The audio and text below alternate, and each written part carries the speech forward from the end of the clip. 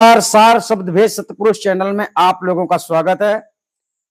और आपने देखा होगा जितने लोगों की तस्वीर आपको सामने दिखाई पड़ी है, ये सभी लोग एक तरह से विद्वान हैं, यानी कि दुनिया के लोग इनको ज्ञानी समझते हैं।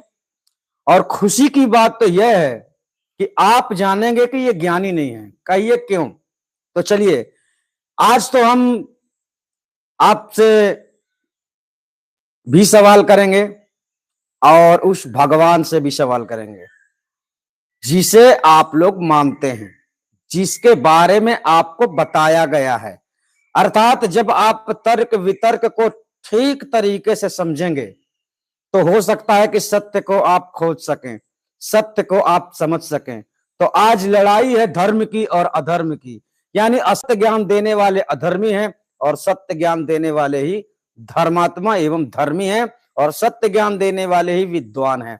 पर इस संसार में बहुत सारे ऐसे लोग हैं जो देखने में आपको विद्वान लगते हैं, उनके बताने के अनुसार आपको विद्वान लगते हैं, लेकिन हकीकत का जब आप पता चलेगा तो आप जानेंगे कि ये तो ढोंगी है। कहिए क्यों? चलिए, उनमें से सदगुरु कबीर साहब भी एक विद्वान है, और वे ऐसे विद्वान हैं जिनकी हर बात पर तर्क है। अगर उनकी बात पर भरोसा किया जाए, विश्वास किया जाए और प्रैक्टिकल किया जाए तो कोई बातें गलत नहीं निकलती हैं। तो चलिए जानते हैं, आपको जानना है सत्य क्या है। भक्ति के मार्ग में भटकने वाले सभी लोगों को यह वीडियो जरूर देखना चाहिए। आज का सवाल उसके ऊपर किया गया है जो कि इस दुनिया को बनाने वाला है, ध्यान रखना। तो इसी प्रकार जो इस दुनिया को बनाने वाला है, लोगों का मानना है कि उससे बड़ा कोई भी नहीं है ना।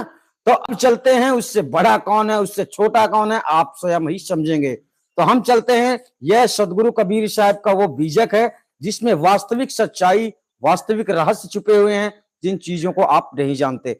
यानी सदगुरु कबीर साहब एक ऐसे विद्वान है जिन्होंने दुनिया के हर ग्रंथों पर टिप्पणी की है, हर किसी का मकसद बतलाया है, हर किसी के ज्ञान मंजिल बतलाया है कि तुम कहां जाओगे ऐसी भक्ति करके। तो उन्होंने भी एक भक्ति का रास्ता बतलाया है, जिस भक्ति को करके आप मोक्ष प्राप्त कर सकते हैं, आत्मा का कल्याण कर सकते हैं, हमेशा हमेशा के लिए दुखों से इस आत्मा को अलग कर सकते हैं।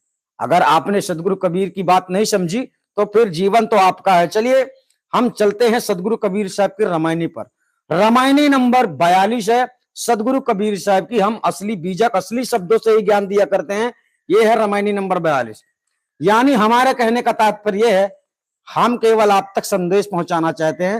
हालांकि भक्ति का मार्ग इतना सरल नहीं है, इतना सरल नहीं है कि हर कोई चल सके। पहली बात, सत्य को समझना ही सबके बस की बात नहीं होती है। अगर आप निष्पक्ष रूप से ज्ञान सुनेंगे, परमात्मा के भक्त होकर ज्ञान सुनेंगे, तो आपके समझ में आएगा। ठीक है, आपको किसी भी रूप रंग पर मोहित नहीं होना है, चाहे वो हमारा हो और चाहे इस दुनिया में किसी भी शरीरधारी गुरु का हो। उस पर मोहित होने की आवश्यकता नहीं है। आप ज्ञान पर मोहित होइए, क्योंकि ज्ञान ही आपको इस संसार में बचा सकता है। अच्छी बात होगी कि आपको कोई सच्चा गुरु मिले तो आपका भला हो। चलिए जानते हैं। शब्द कहता है, जब हम रहल रहल नहीं कोई, हमरे माही रहल सब कोई। एक ऐसा समय था जब ये पांच तत्व भौतिक जगत प्रपंच था ही नहीं। तब ये विद्वान लोग भी नहीं थे जिनकी आज लोग पूजा कर रहे हैं। ये शरीर ही नहीं होते थे जिनको लोग आज पहचान रहे हैं और आज लोग उनको भगवान समझ रहे हैं। ये कुछ ऐसी बातें चल रही। जब हम रहल रहल नहीं कोई, यह शब्द किसके लिए है? यह शब्द है जिसने दुनिया को बनाया है। अर्थात एक स्वयं सिद्ध चेतन आत्मा के माध्यम से यह सारा जगत प्रपंच उत्पन्न हुआ है। वह कह रहा है कि जब मैं था तब सब कुछ मुझ में ही था। यानी जितनी चीजें आप संसार में देख रहे हैं वो सब चीज उसके अंदर था। इसके अंदर स्वयं सिद्ध चेतन आत्मा जिसने दुनिया को बनाया। और आत्मा, ध्यान रखना कि आत्मा जो होती है वह पांच भौतिक तत्व शरीर नहीं है। आत्मा के द्वारा उत्पन्न की गई भौतिक शक्तियां एवं की ध्यात्मिक शक्तियां, आध्यात्मिक चीजें जो आप देख रहे हैं, यानी कि स्थूल शरीर का निर्माण चेतन आत्मा के माध्यम से हुआ है। ठीक है, जो कि हम देख रहे हैं। तो इसका करने वाला कौन है, इसे बनाने वाला कौन है? स्वयं सिद्ध चेतन आत्मा। ठीक है, जो स्वयं सिद्ध चेतन आत्मा कर सकती है वह आप नहीं कर सकते, जो सिद्ध पुरुष कर सकता है वह आप नहीं कर सकते, और जो आप कर सकते हैं वह कीड़े मकोड़े अन्य जीव जंतु नहीं कर सकते। इस प्रकार से आत्मा में पदवी होती है। आत्मा तो सब में सेम है, सबकी आत्मा अविनाशी है, पर कारण है भटकने का। तो आप भटकना नहीं चाहते, भक्ति करके आत्मा का कल्याण करना चाहते हैं, तो उसके लिए सच जानना बहुत जरूरी है। चलिए, जब हम रहल नहीं कोई, हमरे माही रहल सब कोई, इसका अनुवाद हम पूरा अलग से समझाएंगे, लेकिन थोड़ा थोड़ा यहां पर हम शॉर्टकट में समझा रहे हैं, पूरा अभी समझाएंगे। कहां हूं राम कौन तेवा, सो समझाए कहो ही तेवा। सदगुरु कबीर साहब यहां पर सवाल कर रहे हैं उससे जो कहता है कि अहम ब्रह्मास्मि, मैं ही ब्रह्म हूं, जो कहता है मुझसे बड़ा कोई नहीं है, क्योंकि वो जानता नहीं है कि उसके पीछे उसके आगे भी कोई है। आपको सोचना चाहिए कि आप किसी के अंश हो, आपको किसी ने बनाया है, आपका वास्तव में कोई वास्तविक अंश है जिससे तुम जुड़े हुए हो, उससे आपका कनेक्शन कट हो जाएगा तो आपका विनाश हो जाएगा, आप समाप्त हो जाएंगे। और जब तक आप अपने आप को स्वीकार करते रहोगे तब तक इस अहंकार में सारे संसार में भ्रमण करते रहोगे, क्योंकि आप वास्तव में हो नहीं, अपने आप को मान रहे हो। और जब तक अपने आप को मानते फिरोगे, ज्ञानी विज्ञानी है ना, ताकतवर जो भी आपका घमंड है वो आपको ही ले डूबेगा, आपको मोक्ष गति प्राप्त नहीं करवाएगा। ठीक है, चलिए, कहां हो राम कौन तेरे सिवा। यहां पर सदगुरु कबीर साहब कह रहे हैं कि जब इस दुनिया में कोई था ही नहीं, केवल तुम थे, तब तुमको किसने देखा, तब तुमको किसने देखा, किसने तुम्हारी सेवा की, किसने तुम्हारा पूजा पाठ किया, कि मुझे बताओ कि तुम्हें किसने देखा, किसने पहचाना, किसने जाना और किसने तुम्हारी सेवा की। आज सारा संसार उस भगवान को समझकर, ईश्वर समझकर उस पर प्राण न्यौछावर कर देते हो। तो सदगुरु कबीर साहब यहाँ कह रहे कि एक समय ऐसा था, आप तो थे नहीं, आपके जैसा वो कोई नहीं था महापुरुष, जितने विद्वानों का नाम संसार में अभी चल रहा है। तो सदगुरु कबीर साहब पूछ रहे कि तुमको किसने देखा। तब उस समय उस परमात्मा ने देखा, जिसको कहा जाता है कि एक शयान शयान न होई, यह एक शयान ब्रह्म निरंजन हुआ, यानी स्वयं सिद्ध चेतन आत्मा। दूसरा शयान न जाने कोई, यहां दूसरा जो शयाना है प्राचीन सबसे बड़ा जो कहते हैं वह है महाचेतन सतपुरुष परमात्मा। वह देख रहा था, लेकिन ब्रह्म निरंजन उसको नहीं देख रहा था। यहां पर लफड़ा आता है। ठीक है, चलिए, यानी परमात्मा उसको देख रहा था, लेकिन ये जो भगवान है इसने सोचा कि मैं ही सब कुछ हूं, तो इसके आगे किसी ने जाना नहीं, किसी ने इसके आगे वेद बताया नहीं। तो जो भी वेद शास्त्र में बताया जाता है उसकी पहुंच केवल भगवान तक है, यानी भगवान भी बंधन में है और आप सबको बंधन युक्त ज्ञान ही देता है। ठीक है, चलिए, फुर फुर कहो मार सब कोई, झूठा ही झूठा संगति होई। सदगुरु कबीर साहब कह रहे हैं कि अगर मैं सत्य को सत्य कहूं तो असत्य मानने वाले लोग मुझे मारने को दौड़ते हैं। अगर हम सत्य कह रहे हैं तो आप लोगों के, कई लोगों के तो भेजा में घुसेगा ही नहीं कि ये क्या बता रहे, क्योंकि आपका प्रेम चराचर जीव जगत में हो गया है उन पाखंडियों से जिन लोगों ने सत्य को जाना ही नहीं। आप लोगों की नजर में ईसा मसीह का बहुत बड़ा महत्व होगा, आप लोगों की नजरों में रामपाल बहुत बड़े ज्ञानी होंगे, आप लोगों की नजरों में अनिरुद्धाचार्य बहुत बड़े ज्ञानी होंगे, आप लोगों की नजरों में प्रेमानंद बहुत बड़े ज्ञानी होंगे, लेकिन ये वास्तव में ज्ञानी कोई भी नहीं है। जानते हो क्यों? क्योंकि इनमें से किसी को भी आत्मा परमात्मा का ज्ञान नहीं है। ये केवल बातें करते हैं उस परमात्मा की जिनके बारे में वेद कहते हैं, और वेद शास्त्र जिसके बारे में कहते हैं वह परमात्मा है नहीं, वह भगवान है। मतलब दुनिया को है, यानी सुख दुख सब कुछ देने वाला इस संसार में वही है। तो मान लीजिए आपको तो सुख दे रहा है तो आप तो खुश हैं, लेकिन जिसको दुख दे रहा है उसका क्या, जिसको दुख दिया जा रहा है उसका क्या, उसके बारे में क्या कहते हो? आए दिन रेप होते हैं, आए दिन दंगा होता है, आए दिन कहीं जल बाढ़ आ जाती है, कई लोग मर जाते हैं, आए दिन अनावश्यक मौतें हो रही, उसका क्या? तो आप अपनी खुशी में मगन है, जो दुखी हैं वो त्राहिमाम कर रहे हैं। यानी जो भगवान है वही दुनिया को बनाने वाला है और वही दुनिया को चलाने वाला भी है। ठीक है, अर्थात अच्छा बुरा आपके साथ जो भी घटना घटित हो रही है उन सब का मालिक वही है, वही उसका जिम्मेदार है। ठीक है, चलिए आगे बढ़ते। आधर कहां शबय हम देखा, तहां दिठियार बैठ मुख पेखा। वाणी पूरी कर देते हैं। यही विधि कहे मान जो कोई, जस मुख तस जो हृदय होई। एक लाइन और है, कहा है कबीर हंस मुस्काई, हमारे कहल दुष्ट बहु भाई। अब चलिए इसके इसके अनुवाद को जान लेते हैं। हम शब्द से ब्रह्मांडी आत्मा निरंजन। ध्यान रखना कि ब्रह्मांड में वास करने वाली आत्मा का नाम भगवान ईश्वर, यानी कि वो तुम्हारे अंदर भी है और वह बाहर भी है। ठीक है। दूसरा, राम, वही रामपुर शब्द, फुर जो शब्द आया है वह क्षेत्रों के लिए है। ग्रामीण क्षेत्र में फुर का मतलब सत्य बोला जाता है, सत्य। ठीक है। फुर है मतलब हमारे ग्रामीण क्षेत्र में बोल देते हैं फुर है, मतलब कि सही, इस प्रकार ये शब्द है। ठीक है, फुर यानी सत्य सत्य, और झूठा इसका मतलब तो असत्य जान लिए आप। गुरुआ लोग, है ना। अब यहां पर जहां बताया गया आंधर, आंधर कहां सबई हम देखा, इसका मतलब हुआ अज्ञानी गुरुआ लोग ऐसी बातें करते हैं जैसे कि ये भगवान के बिल्कुल रिश्तेदार हैं, बिल्कुल करीब के हैं, और तुम लोगों से रिश्ता बनाना चाहते हैं, तुम लोगों का रिश्ता भी जोड़ देते हैं। आपने गुरु नाम ले लिया, इन लोगों ने कोई नाम दे दिया, तो आपके वो रिश्तेदार हो गए, आपके वो भगवान हो गए। मतलब आपके अंदर अज्ञानता ही आपकी सबसे बड़ी भय कारक ज्ञान, जो आपको अज्ञानता में डाला जाता है वह आपका सबसे बड़ा भय है। ठीक है, चलिए अब हम अनुवाद पे चलते हैं। श्रुति स्मृतियों एवं पुराणादि के अनुसार 5 भौतिक सृष्टि के प्रथम एक आत्मा निरंजन ही विद्यमान था। श्रुति के अनुसार शास्त्र है कि जब यह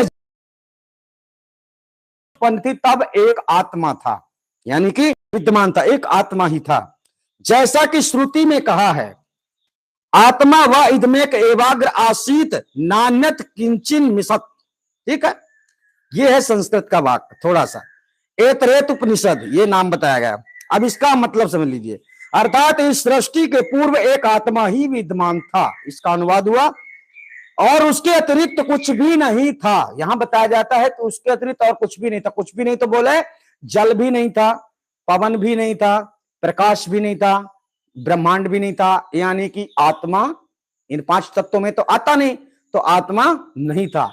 आप समझिए कि उस समय आकाश भी नहीं था। अब आप सोचेंगे कि आकाश नहीं था, है ना। आकाश, प्रकाशवत ब्रह्मांड को आकाश कहा जाता है, जो आपको दिख रहा है, यह भी नहीं था। अब आप सोचिए कि आप सोचेंगे कि फेंक नहीं रहे, सच में नहीं था। जिस दिन तुम आत्मा को जानोगे, जिस दिन परमात्मा को जानोगे, तब तुम जानोगे कि वास्तव में जो परमात्मा है, जहां परमात्मा है वहां ना सूर्य है, ना चंद्रमा है, ना प्रकाश है, ना अंधकार है, ना जल है, ना पवन है, ना, यानी वहां शब्द भी नहीं है। ये ध्यान रखना, वह बहुत ही अलग है। हम उसको जानते हैं इसलिए उसकी भांति आपको बता रहे हैं। ठीक है। हाँ, कोई बात अगर आपको समझ में नहीं आती है तो आप हमको बाद में भी पूछ सकते हैं फोन लगा के। ठीक है, चलिए अब यहां पर सदगुरु ने हम शब्द से उसी निरंजन आत्मा के प्रति संकेत किया है। सदगुरु कबीर साहब कहते हैं कि वह विश्व ब्रह्मांडाभिमानी आत्मा निरंजन वेदों में कहता है कि सृष्टि के पूर्व अर्थात पहले जब मैं ही एक था, तब उस समय वह यह दृश्यमान जगत कोई भी नहीं था, अर्थात मेरे अतिरिक्त और दूसरा कोई था। यह किसकी बात हो गई? भगवान की, जिसे आप लोग सबसे बड़ा कहते हैं, जिसके अलावा कोई नहीं है, जिसको जान लोगे तो मोक्ष हो जाएगा, ऐसा तुमको लगता है। उसने खुद अपने आप को नहीं जान पाया कि सत्य क्या है। मतलब जब से गलत मार्ग पे चल पड़ा, उसको सही मार्ग ही नहीं मिला, उसको बताने वाला कोई नहीं। लेकिन आपको बताने वाला आ गया है, आपको बताने वाला ज्ञान संसार में प्रकट हुआ है। आप चाहो तो आप अपना उद्धार कर सकते हो। ठीक है, उस समय मुझ में ही सब कुछ बीज रूप में समाया हुआ अर्थात विद्यमान था। यहां पर एक सवाल और आता है, अक्सर लोग कहते हैं कि पहले मुर्गी हुआ कि अंडा। तो सुनिए, हर पौधे का एक बीज होता है और बीज के बिना कुछ भी नहीं होता है। तो जो भी चीजें संसार में उत्पन्न हुई है वह भगवान के द्वारा प्रथम में प्रकट की गई है। यानी कहने का तात्पर्य यह हुआ कि भगवान ही उसका बीज है, और पहले बीज उत्पन्न किया गया और बीज से सारी प्रक्रिया उत्पन्न हो गई। ठीक है, ठीक है। यहां पर सदगुरु प्रश्न करते हैं कि संपूर्ण विश्व प्राकृतिक मंडल में अपनी चेतना शक्ति संयुक्त संकल्प मात्र से रमे हुए हे चेतन आत्माराम निरंजन देव, जब जगत रचना के प्रथम तुम्हारे अतिरिक्त और दूसरा कोई नहीं था, तब उस समय तुम्हारी सेवा उपासना किसने की, अर्थात तुमको किसने जाना, यही भेद मुझे समझा के कहो। ये वाणियों में सवाल किया गया। आपको भी विचार करना है कि सच में एक ऐसा समय रहा होगा, आप नहीं थे, आपके दादा परदादा नहीं थे, ये महापुरुष नहीं थे जो आज बड़बड़ा रहे हैं, लेकिन सत्य का ज्ञान नहीं है, बड़बड़ा रहे हैं। वो बड़बड़ाना ही माना जाता है। अगर किसी चीज का आपको प्रैक्टिकल ना करवाया जाए तो वो बस हवा में बोल देने वाली होती है। ठीक है, जिस तरह से किसी ने भविष्य को नहीं जाना, इसी प्रकार से आने वाले भविष्य काल को भी कोई नहीं जानता। जैसे मरने के बाद आपको बता दिया जाता है ना कि आप राधा नाम जप लो तो मोक्ष मिलेगा, आप एक बार ऐसा कर लो तो ऐसा होगा। तो यह आपके मन को संतुष्ट कराने वाली एक प्रथा है जो लोगों में अक्सर चलती है कि आप कैसे मानते हो, आपका मन कैसे मानता है, आपको मना दिया जाता है। ठीक है, क्योंकि अद्वैत में जब उसके अतिरिक्त और कोई है ही नहीं तो कौन सेवक और कौन सेव हो सकता है। ठीक है, आदि सृष्टि के सर्वप्रथम सर्वोपरि एक महाचेतन परम पुरुष परमात्मा सार शब्द ही विद्यमान था तथा है और रहेगा, एवं उसके नीचे चेतन आत्मा निरंजन और उसके नीचे जड़ शून्य प्राकृतिक माया मंडल था। अतः उस महाचेतन परम पुरुष परमात्मा से चेतन आत्मा निरंजन वंचित होकर शून्य प्राकृतिक माया मंडल में आकर सृष्टि को उत्पन्न करके उसका अभिमानी होकर अन्य सब आत्माओं को माइक बंधनों में डालकर वह स्वयं सर्वोपरि स्वामी बन बैठा, यथा सदगुरु कहते हैं, अर्थात वह सबका स्वामी बन गया। ठीक है, अब यहां पर कहते हैं इस संसार में भूलने वालों की दशा। सबसे पहले कौन भूला? आप भी भूले हैं, भूले हुए हैं, भटक रहे हैं, है ना। इसी प्रकार से वो भी भूला। पहले भूला ब्रह्म निरंजन जाई आपको हिमानी, जाई में भूलत इच्छा की ना इच्छा ते अभिमानी, अभिमानी करता हो बैठा नाना ग्रंथ चलाया, वही भूल में सब जग भूला भूल का मरम न पाया। जा साहेब से भयो निरंजन सो साहेब है न्यारा, परम पुरुष एक वृक्ष है निरंजन डारा, त्रिदेव शाखा भय पत्ता संसारा। अब यहां पर सदगुरु कबीर साहब क्या समझाते हैं, निरंजन जो है क्या है, उसकी डाल है। अब निरंजन किसे कहा जाता है? मन को। मन किससे उत्पन्न हुआ? आत्मा से। मन के ऊपर एक पुरुष है जिसको अक्षर पुरुष बताया गया, परंतु वह अक्षर पुरुष अक्षर की बात नहीं है, आत्मा की बात है। ठीक है, यानी परम पुरुष एक वृक्ष। अब परम पुरुष वृक्ष की बात कहो तो वह महाचेतन सतपुरुष परमात्मा के बारे में बता दिया गया। ठीक है, चलिए, त्रिदेव शाखा भय पाते संसारा, अलख निरंजन लखे न कोई, जय बंदे बंधा सब लोई, जय झूठे सो सब बांध आयाना, झूठा वचन साच करी माना। चलिए, अब इसके कुछ विशेष अर्थ है, जल्दी समझ लीजिए। परम पुरुष है सबसे न्यारा, माया जीव ब्रह्म के पारा। चलिए, सदगुरु कहते हैं कि यदि मैं सत्य सत्य यह बात कहता हूं कि उत्तम उक्त निर्गुण ब्रह्म निरंजन के परे, कारण यह है कि झूठे असत्य उपदेशक गुरुआ लोगों के साथ ही असत्य को सत्य मानने वाले झूठे लोगों की संगति होती है, अर्थात मेल होता है।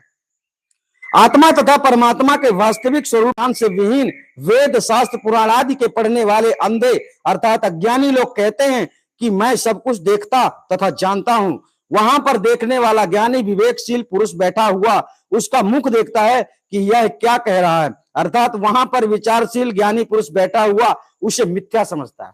यानी जिस बात को हम जानते हैं और समझते हैं, पहचानते हैं, उन्हीं चीजों को जब इन विद्वानों के द्वारा बोला जाता है, जो हमने फोटो लगा रखी है और भी बहुत सारे विद्वान बैठे हुए हैं, बोलते हैं तो हम इनको समझ लेते हैं कि ये मिथ्या बोल रहे हैं। आप लोगों के लिए बहुत बड़ी बातें बोल देते हैं, बहुत अच्छी बातें बोल देते हैं, लेकिन हम जब उसका नजारा देखते हैं, जब हम उस पर प्रैक्टिकल करते हैं तो हम समझ लेते हैं ये मिथ्या बातें कर रहे हैं, बेकार की बातें कर रहे हैं। ठीक है, यदि कोई माने तो मैं इसी प्रकार सबको अपना सत्य उपदेश कहता हूं। मनुष्य को चाहिए कि जैसा उसके मुख में हो वैसा ही हृदय में भी होना चाहिए, अर्थात जैसा कहे वैसा ही करे तो वह मेरे सत्य उपदेश को मान सकता है।